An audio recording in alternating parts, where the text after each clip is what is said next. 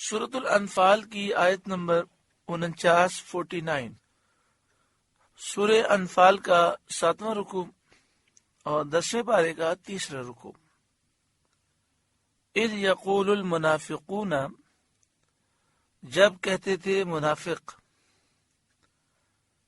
یعنی مدینہ شریف کے جو منافق تھے وہ کہتے تھے، والذین فی قلوبہم مرض، اور وہ کہتے تھے جن کے دلوں میں بیماری تھی۔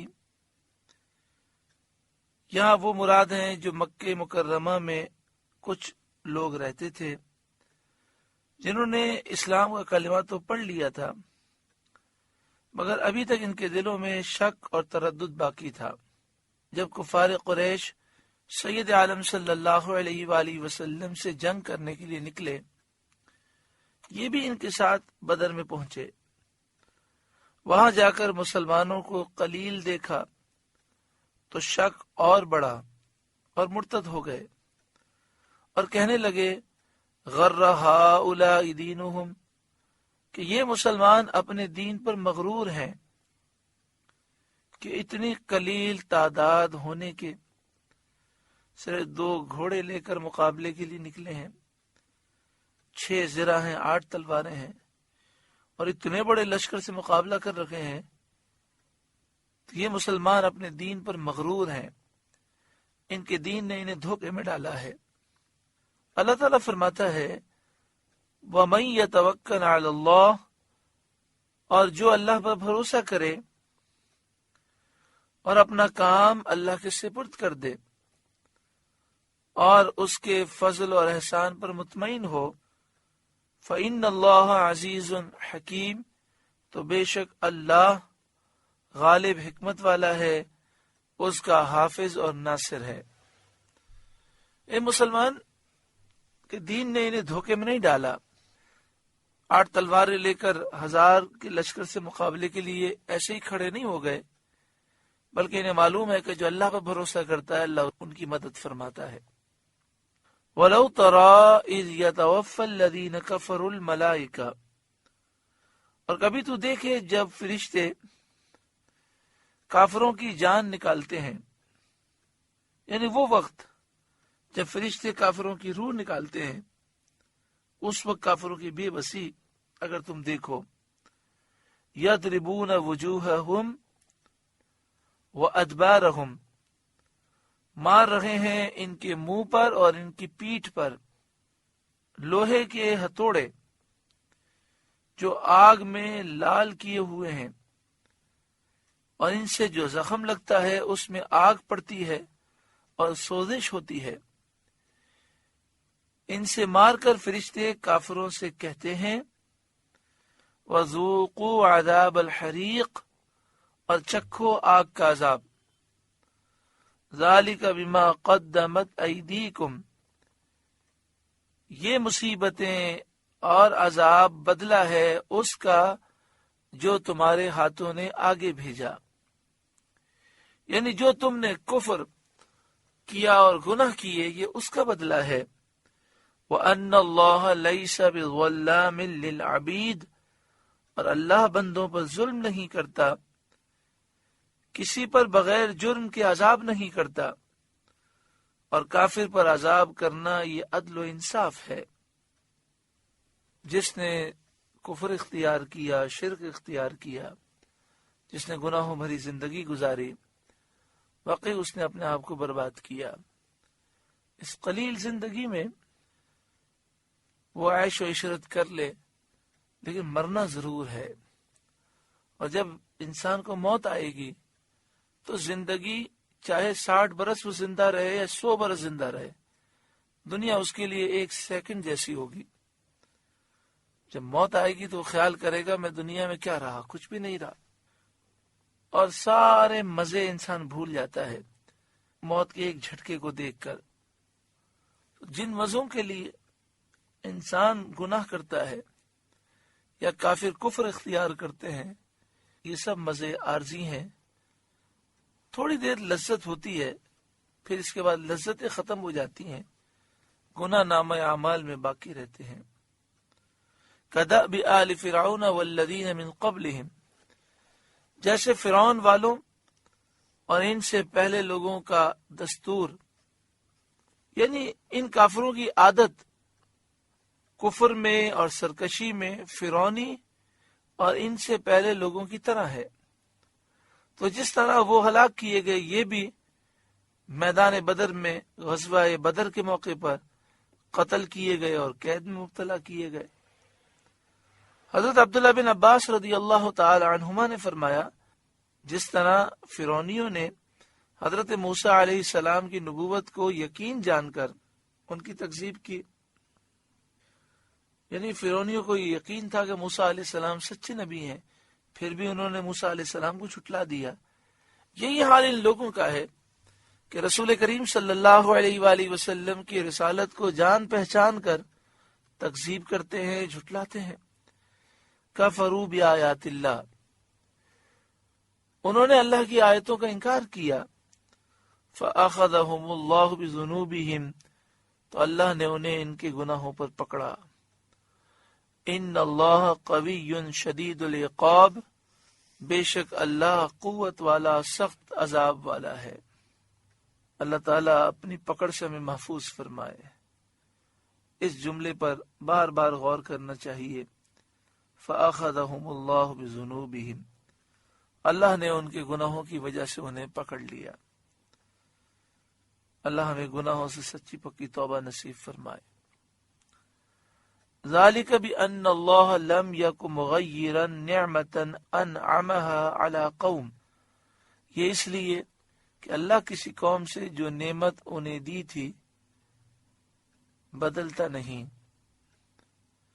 حتی یغیروا ما بانفسہم، جب تک وہ خود نہ بدل جائیں۔ ذالک بأن اللہ لم یک مغیرا نعمتا، یہ اس لیے کہ اللہ تعالیٰ کسی قوم سے اس نعمت کو نہیں بدلتا، انعمها علی قوم، جو اس نے اس قوم پر انعام فرمائی ہے۔ جو نعمت اللہ تعالیٰ نے دی ہے وہ نعمت اللہ تعالیٰ لیتا نہیں ہے۔ حتی یغیروا ما بانفسہم، جب تک وہ خود نہ بدل جائیں، یعنی جب تک ان کا حال زیادہ بدتر نہ ہو جائے۔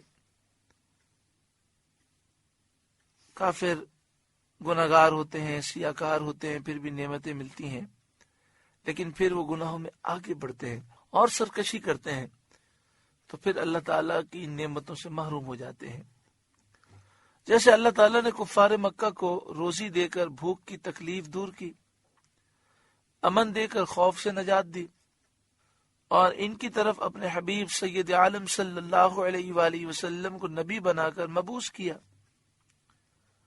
کافر ننگے ہو کر خانہ کعبہ کا طواف کرتے، سیٹیاں مارتے، تالیاں مارتے، عورتیں یہی کام رات میں کرتی ہیں، بچیوں کو پیدا ہوتے ہی زندہ دفن کر دیتے، قتل و غارت گری کرتے، زنا کرتے اور بہت سارے بے حیائی کے کام کرتے۔ لیکن اس کے باوجود اللہ تعالیٰ نے کفار مکہ کو روزی دی، امن دیا، جہاں جاتے ان کی عزت ہوتی کہ اہل مکہ ہیں، اہل حرم ہیں، اور اللہ نے اپنا حبیب ان کے پاس بھیج دیا۔ لیکن انہوں نے ان نعمتوں پر شکر تو نہ کیا، بلکہ یہ سرکشی کرنے لگے۔ نبی اکرم صلی اللہ علیہ وآلہ وسلم کو انہوں نے جھٹلایا، انہیں شہید کرنے کا منصوبہ بنانے لگے، لوگوں کو دین کی راہ سے وہ روکنے لگے۔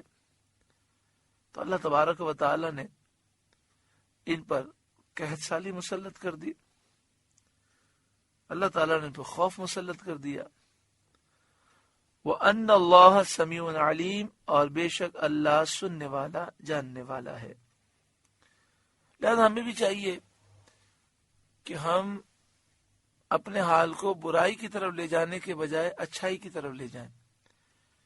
اگر ہم برائی کی طرف لے جائیں گے تو جن نعمتوں کو ہم پا چکے ہیں ان سے محروم ہو جائیں گے، اور اگر اچھائی کی طرف لے جائیں گے تو ان نعمتوں میں بھی دوام ہوگا اور بھی برکتیں ہمیں نصیب ہوں گی۔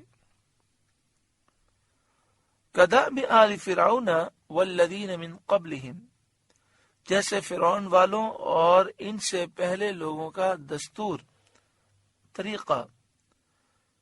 کذبوا بآیات ربہم، انہوں نے اپنے رب کی آیتیں جھٹلائیں. فأہلکناہم بذنوبہم، تو ہم نے ان کو ان کے گناہوں کے سبب ہلاک کیا. وأغرقنا آل فرعون، اور ہم نے فرعون والوں کو ڈبو دیا. ایسے ہی یہ کفار قریش ہیں جن کے سرداروں کو بدر میں ہلاک کیا گیا. وَكُلٌّ كَانُوا ظَالِمِينَ، اور وہ سب ظالم تھے. إِنَّ شَرَّ الدَّوَابِّ عِندَ اللَّهِ الَّذِينَ كَفَرُوا، بے شک سارے جانوروں میں بدتر جانور اللہ کے نزدیک وہ ہیں جنہوں نے کفر کیا. فَهُمْ لَا يُؤْمِنُونَ، اور وہ ایمان نہیں لاتے. اب دیکھیں، کافروں کو سارے جانوروں سے بدتر اور شریر اور ذلیل جانور کہا گیا. تو اسے یہ نہیں سمجھنا چاہیے کہ اس طرح کی باتیں ہم کیوں کہتے ہیں. قرآن مجید فرقان حمید میں کہا گیا. اگر آج ہم یہ کہیں کہ کافر جانوروں سے بدتر ہیں تو لوگ لڑنے کے لیے کھڑے ہو جاتے ہیں کہ آپ تمیز سے بات کریں. تو قرآن مجید فرقان حمید تو اخلاق سکھاتا ہے. تو قرآن نے ان کو بدترین جانور کہا کہ جانوروں سے بدتر ہیں. اور واقعی جانور بھی نبی اکرم صلی اللہ علیہ وآلہ وسلم کے دشمن نہیں ہیں. وہ حضور پر ایمان رکھتے ہیں. جو اللہ اور اس کے رسول صلی اللہ علیہ وآلہ وسلم کے دشمن ہیں واقعی وہ بدترین جانور ہیں. الذین عاہدت منہم، وہ جن سے تم نے معاہدہ کیا تھا. ثم ینقضون عہدہم فی کل مرہ، پھر ہر بار اپنا عہد توڑ دیتے ہیں. اس کا شان نزول یہ ہے کہ ان شر الدواب، اور اس کے بعد کی آیتیں بنی قریظہ کے یہودیوں کے لیے نازل ہوئیں جن کا رسول کریم صلی اللہ علیہ وآلہ وسلم سے عہد تھا کہ وہ آپ سے نہ لڑیں گے نہ آپ کے دشمنوں کی مدد کریں گے. انہوں نے عہد توڑ دیا. اور مشرکین مکہ نے جب رسول کریم صلی اللہ علیہ وآلہ وسلم سے جنگ کی تو بنی قریظہ کے یہودیوں نے ہتھیاروں سے کافروں کی مدد کی. پھر نبی اکرم صلی اللہ علیہ وآلہ وسلم سے معذرت کی کہ ہم بھول گئے تھے، ہم سے قصور ہوا، ہم سے غلطی ہوئی، معاف کر دیں. پھر دوبارہ عہد کیا، اس کو بھی توڑا. اللہ تعالیٰ نے انہیں سب جانوروں سے بدتر بتایا کیونکہ کفار سب جانوروں سے بدتر ہیں. باوجود کفر کے عہد شکن بھی ہوں تو اور بھی خراب. یعنی ایک تو بنی قریظہ کے یہودی کافر ہیں اور ہر کافر جانور سے بدتر ہے. پھر کافر ہونے کے ساتھ ساتھ عہد کو بھی توڑے تو اور بھی زیادہ بدتر ہوا. الذین عاہدت منہم، وہ جن سے تم نے معاہدہ کیا تھا. ثم ینقضون عہدہم فی کل مرہ، پھر ہر بار اپنا عہد توڑ دیتے ہیں. وہم لا یتقون، اور وہ ڈرتے نہیں، خدا سے نہیں ڈرتے. عہد شکنی کے خراب نتیجے سے بھی نہیں ڈرتے اور نہ اس سے شرماتے ہیں. باوجود اس کے کہ عہد شکنی، عہد کو توڑ دینا ہر عقل مند کے نزدیک شرمناک جرم ہے کیونکہ عہد کو توڑنے والا سب کے نزدیک بے اعتبار ہو جاتا ہے. جب ان کی بے غیرتی اس درجے پہنچ گئی تو یقیناً وہ جانوروں سے بدتر ہیں. حضرت صدر الافاضل مولانا نعیم الدین مراد آبادی علیہ رحمہ یہ اعلیٰ حضرت امام اہل سنت کے خلیفہ ہیں. تفسیر خزائن العرفان میں آپ لکھتے ہیں جب ان کی بے غیرتی یعنی جب کافروں کی بے غیرتی اس درجے پہنچ گئی تو یقیناً وہ جانوروں سے بدتر ہیں. یہ انداز ہے ہمارے بزرگوں کا، واقعی یہ انداز حق ہے اور اسی طرح مسلمانوں کا انداز ہونا چاہیے. افسوس آج قرآن و حدیث سے ہٹ کر لوگ پتہ نہیں کون سی تہذیب مسلمانوں کو سکھاتے ہیں کہ کافروں سے بھی نرم بات کی جائے، جو رسول اللہ صلی اللہ علیہ وآلہ وسلم کے دشمن ہیں ان سے نرم بات کیسے کی جائے۔ قرآن نے بھی ان سے سختی سے کلام فرمایا، اور صحابہ کرام کا بھی یہی طریقہ ہے۔ یہاں پہ فرمایا کہ وَهُمْ لَا يَتَّقُونَ، وہ ڈرتے نہیں، یعنی ایک تو اللہ سے نہیں ڈرتے، دوسرا یہ نہیں ڈرتے کہ عہد جب توڑیں گے تو اس کا نتیجہ بہت خراب ہوگا۔ ایک نتیجہ یہ بھی ہوتا ہے کہ بندہ بالکل ذلیل ہو جاتا ہے اور بے اعتبار ہو جاتا ہے۔ فَإِمَّا تَثْقَفَنَّهُمْ فِي الْحَرْبِ، تو اگر تم کہیں انہیں لڑائی میں پاؤ،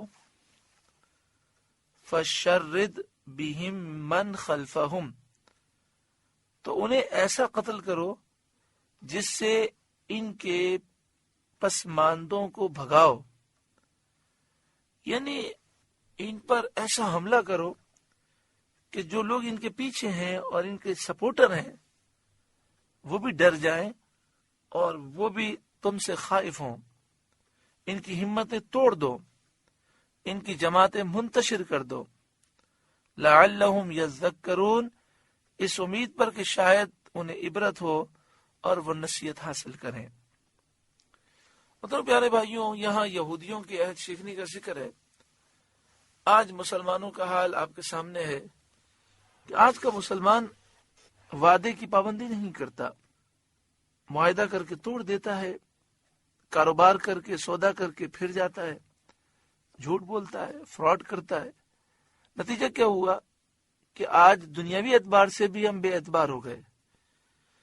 جب ایسے شخص کا کاروبار میں اعتبار ہی ختم ہو گیا تو پھر ہر طرف اسے نقصان ہی نقصان ہے۔ پھر ہمارے لوگ کافروں کی مثالیں دیتے ہیں کہ کاروباری طور پر وہ اس طرح وعدہ کرتے ہیں تو پورا کرتے ہیں۔ بھائی، آپ نبی اکرم صلی اللہ علیہ وآلہ وسلم کی سنت پر چلیں اور خود عہد کی پابندی کریں، وعدے کی پابندی کریں، پھر دیکھیں اللہ تعالیٰ آپ کو کیسا عروج عطا فرماتا ہے۔ وَإِمَّا تَخَافَنَّ مِنْ قَوْمٍ خِيَانَةً، اور اگر تم کسی قوم سے خیانت کا اندیشہ کرو، دغا کا اندیشہ کرو، فَانبِذْ إِلَيْهِمْ عَلَى سَوَاءٍ، تو ان کا عہد ان کی طرف پھینک دو برابری پر، یعنی ایسے آثار، ایسے قرینے پائے جائیں جن سے ثابت ہو کہ وہ عہد شکنی کریں گے، خیانت کریں گے، غدر کریں گے اور عہد پر قائم نہ رہیں گے، تو ان کا عہد ان کی طرف پھینک دو برابری پر۔ انہیں اس عہد کی مخالفت کرنے سے پہلے آگاہ کر دو کہ تمہاری بد عہدی کے قرائن پائے گئے ہیں، لہذا وہ عہد اب قابل اعتبار نہیں رہا، لہذا اس عہد کی پابندی نہ کی جائے گی۔ ان اللہ لا يحب الخائنین، بے شک دغا والے اللہ کو پسند نہیں، خیانت کرنے والے اللہ کو پسند نہیں۔ جو خیانت کرتا ہے وہ ذلیل رسوا ہوتا ہے۔